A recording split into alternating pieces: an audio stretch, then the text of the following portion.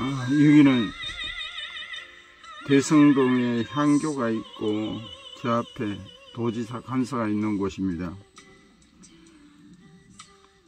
핍박을 이기는 힘은 용서와 온유입니다.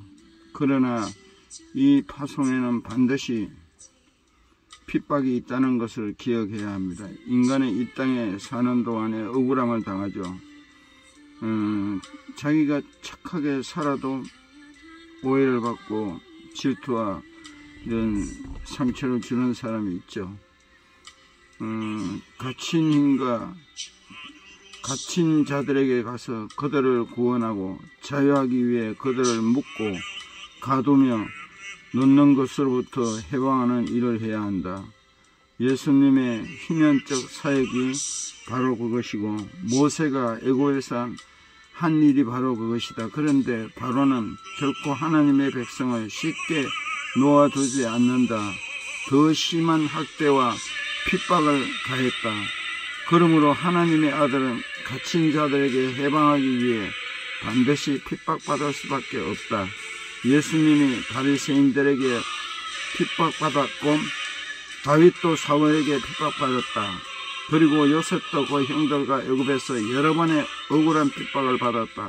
그러나 그들은 이미 핍박에 대해 한결같은 태도를 보였다. 그 핍박에 한간 흔적이 없으며 모두 어린 양이 도살장에서 끌려가듯 온유함과 용서로 그 핍박을 견뎌냈다. 이러한 온유와 용서는 하루아침에 그렇게 될 수 있는 것은 아니다. 핍박에서처럼 내면적인 치유 과정을 바른 자만이 가능하다. 내적인 치유 과정을 거쳐 진정한 하나님의 아들이 되어야만 할 수 있는 특별한 능력이다. 선교지에서 가장 중요한 능력이 바로 온유와 용서이다. 아무리 열정이 있고 능력이 있다 하더라도 온유함이 없이 분노를 가득 찬 사역자가 있다면 그는 자기 수고에 비하는 제대로 된 선교의 열매를 얻기 어려울 것이다. 내 가까이 있는 담임 목사가 이런 분이 있습니다. 온유한 자, 용서하는 자만이 선교지와 영혼의 기업을 얻게 되는 것이다. 선교는 곧 용서이다. 용서는 용서하는 자만이 선교할 수 있다. 그런데 이 용서는 내가 용서받는 치유와 경험이 없이 결코 의식적으로 심리적으로 가능하지 않다. 모세가 광야에서 한 일이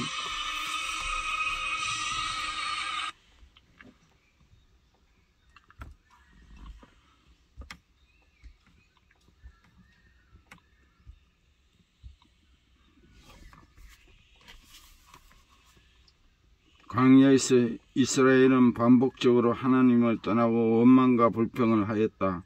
과거의 모세였으면 그들은 도저히 수용하고 같이 할 수 없었던 것이다. 그러나 그는 용서하여 온유했다. 어떠한 때든 하나님과 싸우며 그들의 용서를 구하기도 했다. 그래서 그는 이 땅에서 가장 온유한 자가 된 것이다. 그가 분노로 사람을 죽인 사람이 없다는 것은 안다면 정말 놀라운 변화 아닐 수다. 모세가 애굽에서 자기 동족을 억울하게 하는 자를 죽이고 탈출하죠. 그런 분노가 있는 모세였지만 온유한 자로 바뀌었습니다. 핍박을 받고 이를 용서하는 자만이 천국에서 상을 받고 왕이 된다. 이것이 팔복의 마지막 단계이며 선교사의 가장 핵심적인 내용이다. 그러나 인간으로서는 가장 고통스럽고 어려운 대목이 바로 이 핍박과 용서이다. 인간으로는 거의 불가능한 부분이며 이는 하나님의 아들 죽은 예수님과 연합하지 않으면 도저히 이룰 수 없는 영적인 부분이다. 이러한 사역을 우리의 힘만으로 감당하기는 결코 쉽지 않다. 성령의 도움이 없이 결코 감당할 수 없는 일이다. 그래서 성령의 도우심을 간절히 구해야 한다. 다행히 우리에게 위로가 되고 힘이 되는 것은 성령께서 반드시 갇힌 자들과 같이 한다는 것이다. 성령은 부유한 것에 머무는 자들에게 있지 않다. 우리가 치유를 받고 만일 그 은혜와 하나님의 부유함 속에 계속 머문다면 그 성령과 은혜는 소멸하고 말 것이다. 그리고 우리는 계속 그 치유를 잃어버려 다시 세상에 종살이하고 만다. 요셉을 통한 치유와 은혜가 다시 종살이로 바뀐 이유가 바로 이 때문이다. 치유받고 갇힌 자들에게 흩어져 파송되지 않으면 성령의 역사는 소멸한다. 이것이 영적인 원리다. 그러므로 계속된 치유와 성령의 충만함을 위해서 우리가 복음을 전해야 한다. 나만 천국 가면 안 된다. 가난하고 갇힌 자들에게도 반드시 나아가야 한다. 그곳으로 가는 자에게 성령의 충만한 역사가 반드시 따라간다. 물론 꼭 외국에 선교지를 가는 선교사가 되라는 뜻은 아니다.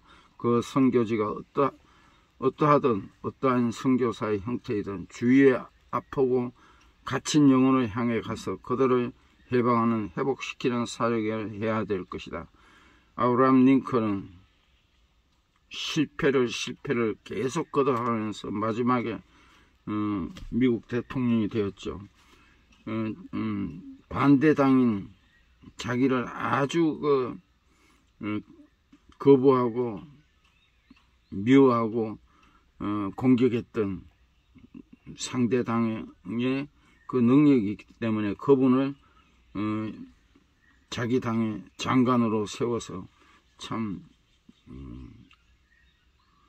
진짜 그 링컨은 세계 역사 속에 업적을 많이 남겼죠. 노예 해방과 기도하면서 남북 전쟁을 통일시키고 참 그런 우리도 작은 그런 뭐 우리가 링컨만큼은 못하지만 현재 사는 속에서 그래야 되지 않겠어요.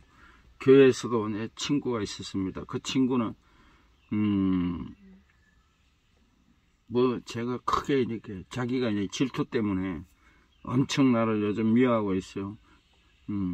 그를 나를 미워하지 않게 해달라고 저는 기도하고 있습니다. 그를 저는 미워하지 않습니다. 우리가 누구를 미워하면 내가 병이 옵니다. 오늘도 주님 말씀 안에서 행복을 누리시기 바랍니다.